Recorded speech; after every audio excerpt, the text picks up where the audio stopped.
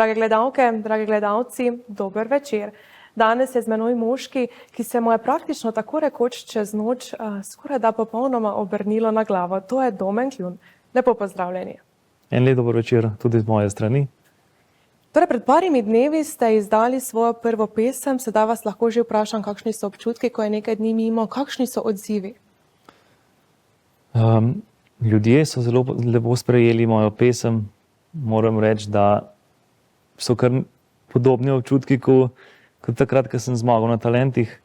Čist nekaj svojega, mojega, da se predstavim ljudem vse svojo skladbo. Se vam zdi, da je bila to tista pika na i, da se sedaj lahko počutite pravi pevec, če lahko tako rečem? Ja, to je neka taka prelomnica, se mi zdi, pevca oziroma vsakega glasbenika, ki nekaj svojega izda, da pač reče lahko bolj, da je neke vrste pevc. Zdaj, poleg tega ste izdali tudi videospot, v njem nastopi tako vaša žena kot konji. Bi lahko rekli vse, kar imate najraje na enem mestu? Ja, želel sem ta prvo pesem izdati, pokazati se še v tej luči, kaj v bistvu imam jaz najrajši, se pravi konje, seveda mojo ženo. In s tem ljudem pokažem, kaj sem jaz. Kolikor mi je znano, ste pred nekaj leti začeli peti sprva v cerkvi, šele čez nekaj let na svoji poroki ste za svoj poročni ples naredili eno prav posebno presenečenje in en solo nastop. Ja, to je bil v bistvu moj prvi solo nastop. Naredila sva se ženo presenečenje in s tem sem svatom dal nekaj, kar niso pričakovali. Imel sem mikrofon in v bistvu zapel najin prvi ples. Se pravi, velika večina vas še do takrat ni slišala peti? Ja, občasno smo prepevali na kakšnih družinskih srečanjih, ampak prav solo nastop pa nisem nikjer se ne predstavil še. Zdaj ta vajina povezava z ženo je zagotovo nekaj posebnega. Velikokrat poudarite, da zaradi nje ste danes tukaj, kjer ste. Pa morda vseeno malo nam poveste, kje sta se spoznala in pa ne nazadnje, kako je potekala vajina zaroka? Spoznala sva se na eni vaški veselici. Oba sva v bistvu redno obiskovala te veselice in tam je pač običaj, da fant povabi punco plesati. In ja, jaz sem povabil Nino in ta vez v bistvu se je samo nadgrajevala s temi plesi na raznih veselicah v naši okolici. In pol kasneje sva pač prešla na fanta in punco. Pa smo se pa spoznavali družinsko, kasneje pa sem jo zaročil na en tak lep način, na enem travniku. Ja, in čez eno leto smo se pa poročila. Vajini zmenki so bili velikokrat kar na konju, kaj ne? Ja, tudi zaroka sama je bila v bistvu speljana tako, da sva šla v bistvu jahat in ko smo se vračali nazaj domov, naju je na travniku pričakala dekca, pa gor šampanc, pa rože, pa prstan seveda. In ja, na poti smo se ustavila in sem jo zaročil v bistvu skoraj da s konja. Zdaj pravijo, nikoli ne reči nikoli, tudi vaša žena je velikokrat govorila, da ne bo imela mlajšega od sebe. Ja, v bistvu je tu ona omenila, še prej, zdaj mi je povedala, kar smo skupaj, da je rekla, da ne bi imela mlajšega in evo, ima mlajšega. Predvsem mlada ste se torej spoznala, imeli ste 23 let, ali ste se celo takrat že poročila? Midva sva se, oziroma jaz sem bil takrat star 23 let, spoznala sva se, v bistvu jaz sem bil star 20, ona je bila stara 25 in pol smo 3 leta smo hodila kot par. Pri 23 smo se pa poročila, oziroma jaz sem bil 23, žena je bila pa 28. Zdaj se mi, da če dalje manj mladih parov se odloča za ta velik korak, poroko. Kako ste se vi srečali z morebitnimi presodki, stereotipi glede tega, kako hitro se bosta poročila? Pri nas na vasi oziroma podeželju so kar neki taki običaji, da za nas to ni nič posebnega. Ne? Ko pa to pač poveš nekem mestu oziroma nekim mestnim ljudem, pa je to zelo hitro. Meni je bilo to čisto nekaj običajnega. Jaz sem pač spoznal, v bistvu že, se pravi takrat, ko sem jo zaročil pri 22, da je ona ta prava zame. Pač spoznal sem tudi, da sem jaz ta prav zanjo in sem se poročila. Kakšen nasvet bi morda dali mladim, ki se šele odločajo za zakon in ne nazadnje, zakaj menite, da morda se šele redki mladi odločijo za ta korak? Tako bom rekel, no, jaz mogoče se tudi ne bi odločil še za poroko, če ne bi bila ta prava. Ne. Tako da mladi, tisti, ki imajo ta pravo ali pa ta pravga, se pravi, ki se čutijo, da lahko preživijo ostali del življenja z neko osebo, ki jo ljubi, naj se poročijo. Ne bodo nič zamudili s tem, no, lahko še zmeraj vse poteka tako, kot je do takrat, samo pač neko lepše družinsko življenje imaš, če se poročiš. Glede na vašo starost, delujete precej zreli. Bi morda to pripisali vzgoji? Tudi vzgoja je k tem pripomogla. Pa tudi sam fant sem bil že bil tako zelo, recimo že pri 18 letih sem se zaposlil, tako da imam zdaj tudi že kar nekaj let delovne dobe. Ne vem, tak tip človeka sem, no, da imam rad, se pravi, vse že naprej načrtovano, kaj pa kako, in če nekaj delam za res in ne za jebance ali pa za hec. Ne. Zakaj pa ste svojim staršem zdaj omenila sva vzgoja, je tista, ki je velikokrat ključna za vso naše nadaljne življenje. Če bi vas sedaj vprašala, zakaj ste vi najbolj hvaležni svojim staršem, kaj bi mi lahko dejali? Hvaležen sem za vsako stvar, ki ste jo naredila zame, tudi za marsikatero stvar, ki sta rekla, da ni prav, in zdaj pač vidim, da res ni bilo prav. Ne vem, mogoče kakšne odločitve take. Drugače pa vzgoja vsekakor je bila pri nas kar ključnega pomena, no, in tu se zdaj obrestuje v mojem, se pravi, življenju. Pa če se zdaj vrneva še en korak nazaj, spet na to poroko, so ravno poroke tiste, na katere trenutno dobivate največ vabil, da jih presenetite, nekaj zapojete? Ja, velikokrat gre na poroko kot presenečenje, se pravi, da zapojem kakšno pesem. Za poletje imam tudi rezerviranih že kar nekaj porok ali pa raznih presenečenj na raznih koncertih ali mogoče zabavah. Drugače pa bolj poroke pač ljudje rezervirajo za naslednje leto, se pravi za leto 2025. Tako da je že kar gneča tudi za prihodnje leto? Ja, je kar gneča, ja. Zdaj, glede na vaš novi komad je seveda pričakovati, da bodo svatje lahko na številnih porokah slišali ravno vašo pesem. Morda si jo bodo mladoporočenci izbrali za prvi ples. So to verjetno takšni posebni občutki? Ja, to so zelo lepi občutki, moram reči. Hotel sem, no, tako sem že prej povedal, da je ta prva pesem balada, da opisuje mene in seveda ženo Nino. In da dava mogoče nekemu paru neko spodbudo, da se odločijo za poroko, pa da seveda pol jaz pridem za prvi ples tudi na to presenečenje in zapojem to pesem. Čudovito. Omenili ste koncerti, presenečanje, pa vendar so se pred oddajo pogovarjala. Vas letos čaka nekaj prav posebnega. Nastopili boste tudi na križarki. Ja, za 1. maj gremo na križarjenje po Sredozemlju. V bistvu me je poklicala Katarina Venturini. Z njo sem nekako prišel v stik in me je prosila oziroma dala kontakt od, se pravi, vodje te križarke, da če bi prišel na kakšen večer za igrat, za 5.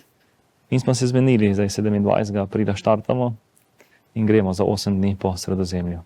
Gremo, torej gre vaša žena z vami, pa koga še boste vzeli s seboj? Ja, pa kitarista mojega, se pravi mojega svaka, in pa ženo njegovo. Aha, se pravi, svak je tisti, ki vas spremlja na vaših nastopih? Ja, svak je v bistvu moj kitarist, on me spremlja na porokah, na presenečenjih in pa seveda zdaj tudi na križarki. Sicer pa niste ravno velik ljubitelj potovanj? Ja, ne potujemo veliko. Se ženo se odpravimo ali pa skupaj z Domnom, se pravi mojim svakom in njegovo ženo, na kakšne krajše počitnice na morje. Drugače pa gremo rajši na kakšen potep s konjem. Zdaj sicer ni bilo dosti časa, ker je bilo ogromno enih stvari v zvezi z glasbo. Zdaj pa, ko bo tudi vreme nekako ugajalo, bomo pa tudi zajezdili in odšli na kakšno potovanje z konji. Zdaj, preden ste nastopili na Slovenija ima talent, ste dejali, da ne marate biti preveč v središču pozornosti. Sedaj pa ste naenkrat tukaj, torej mediji so konstantno na preži za vami, če lahko tako rečem. Kako se sedaj znajdete pod temi medijskimi pritiski, če lahko tako imenujem? Tako bom rekel, no, zelo me imajo radi ljudje in mediji, tako da v bistvu povem oziroma me sprašujejo take stvari, ki me odgovarjajo. Kaj če še reči drugega, no? Ni nekih posebnih pritiskov, no. Jaz se v bistvu sam odločam, kam grem, kje hočem biti. Drugače pa se rad odzovem v vsakem povabilu in pač da povem kakšno stvar o sebi. Se pravi, ste se že na začetku glasbene kariere morda neke meje določili, preko katerih ne boste šli? Se pravi, v začetku neke moje glasbene kariere sem rekel, da je to glasba oziroma petje nek hobi in zaenkrat tudi ostaja hobi, se pravi, hodim še v službo. Čez kakšno leto ali pa dve bom pa videl, kako se bodo stvari obrnile, ne. Zdaj, če bom pač imel veliko nastopov in se pravi veliko zveze z glasbo, bom samo nastopil in bom pustil službo in se samo s tem ukvarjal. Torej, morda za vse tiste, ki ne vedo, poveva, s čim se sploh ukvarjate. Kako izgleda vaš vsak dan? Verjetno se je sedaj vseeno malce spremenil.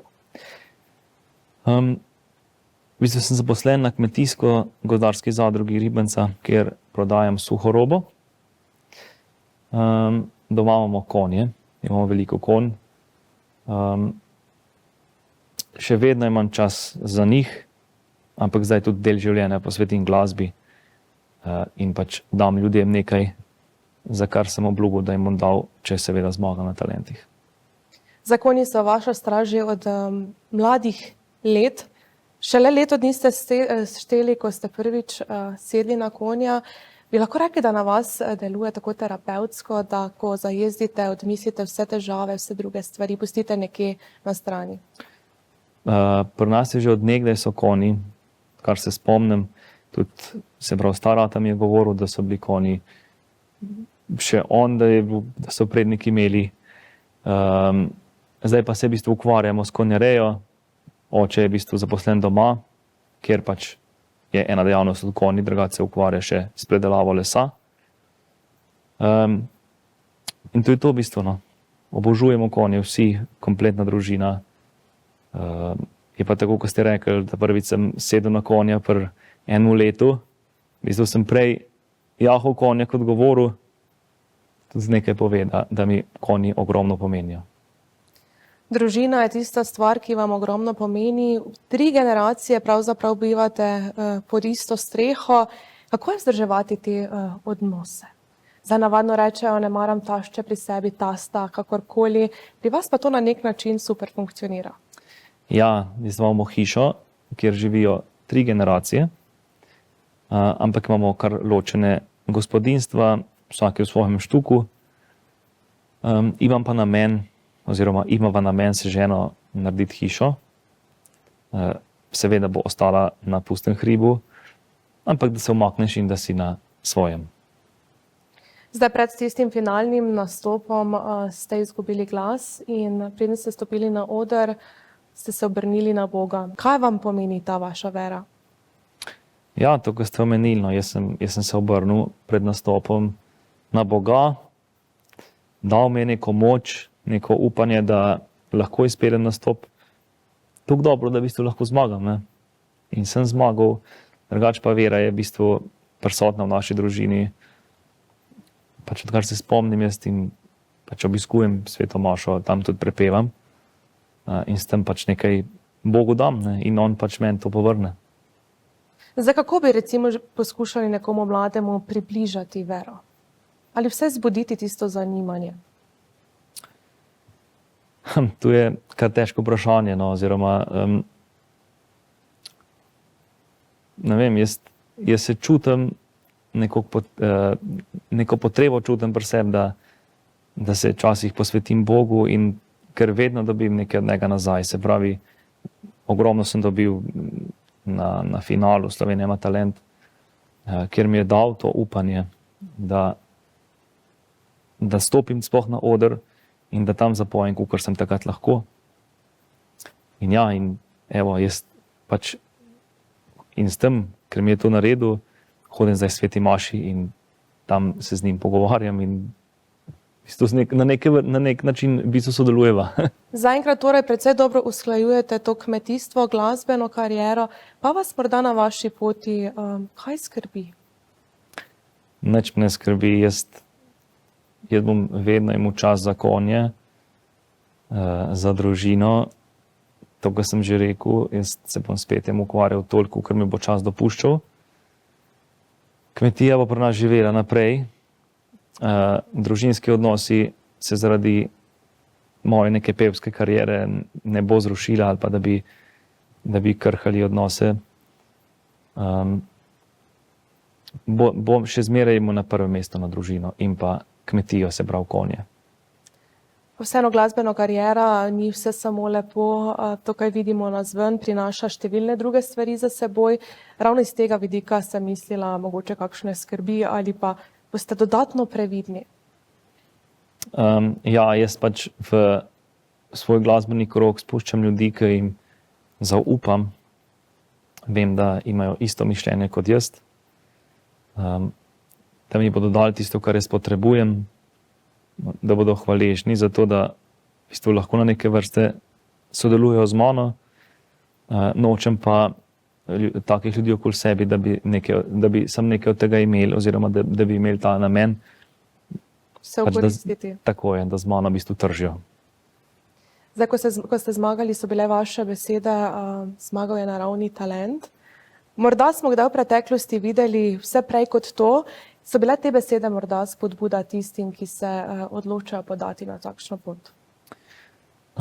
Ja, jaz vsakmu, ki ima kakšen talent, ni važno, ali je to ples, ali je to petje, ali je to igranje kakšnega inštrumenta, omenim, da naj se pojavijo talente, ker to je pač neka nora izkušnja. Ne? In jaz v bistvu nisem imel nobenih pričakovanj, ker sem ta prvič stopil na oder. Sem rekel, pa se grem pokazati. Ne? Pač sreča je bila ta, da me je žena prijavila.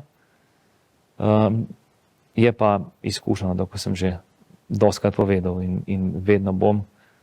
Vsi, ki se mislijo prijaviti, naj se prijavijo, ker tudi če nikamor ne prideš, je to nepozabno. Zdaj ni bilo videti, da bi vas bilo kaj trema. Tudi stali ste v Stožicah pred res polno dvorano. Kako ste se počutili? Ko sem prišel na audicijo na talente, nisem imel nobene treme.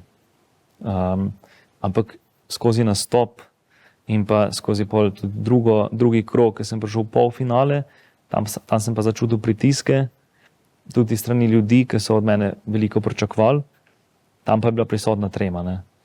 Zdaj, ko ste pa omenili že tele stosce Ladotove, ne,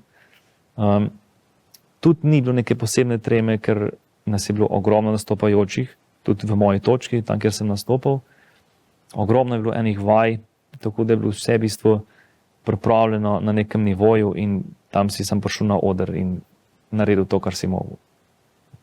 No pa se dolgoročno vidite, da morda bi sami napolnili kakšno večjo dvorano, ali so poroke tiste, kjer dolgoročno se vidite bolj tukaj?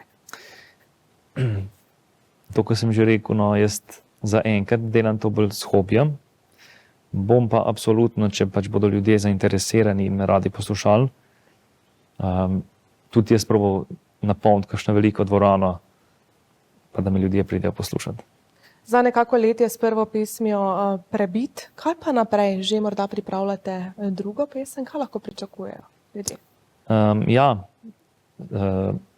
to pesem je napisal Tadej Mihelič. Tudi naprej hočem sodelovati z njim, ker mi je res en tak topel človek, ve, kaj hočem, prisluhne mi. In ja, pripravljamo v bistvu zdaj že drugo pesem, ki bo mogoče malo bolj živahna, ne bo taka balada. Samo zdaj morate prvo se po vse te strasti pomiriti, da obdelam vse te medijske hiše, potem pa gremo naprej na drugo pesem. Vsak glasbenik ima neke svoje želje, vizije za naprej. Ste morda razmišljali o tem, da bi v prihodnosti želeli tudi kakšen duet s kakšnim znanim pevcem posneti in kdo bi to bil? Ja, v bistvu to so neke take tihe želje, no. Jaz zdaj ne bi jih omenjal. Ampak včasih pravijo, če kako tiho željo poveš, saj sva zdaj tukaj sama, ne, morda se pa uresniči. Ja, saj v bistvu na nek način že vsi, mislim, oni, ki morajo vedeti, že vejo, ne. Tako da vas bom pustil v negotovosti, s kom bi to Torej, posnel. pripravlja pa se nekaj, morda gre v to smer, da vas Ja. malo vidimo tudi v duetu. Ja, tako je. Zdaj, hvala Dome, najin čas se bliža k koncu, pa vendar bi vas ob koncu prosila, da gledalcem namenite kakšno besedo, vsem tistim, ki sledijo vaši glasbeni karieri, pa ne nazadnje tudi tistim mladim, ki si morda želijo stopiti na to pot. Ja, hvala vsem gledalcem, da so prisluhnili tej oddaji. Vesel sem, da ste me povabili tudi v bistvu na drug konc Slovenije, da me tukaj spoznajo ljudje. Vsem tistim, ki pa želijo se prav vstopiti neko glasbeni svet, je pa to, se pravi, talenti ena odlična priložnost, da se pokažejo in v bistvu vstopijo iz cone udobja in pokažejo celi Sloveniji, kakšen je njihov talent.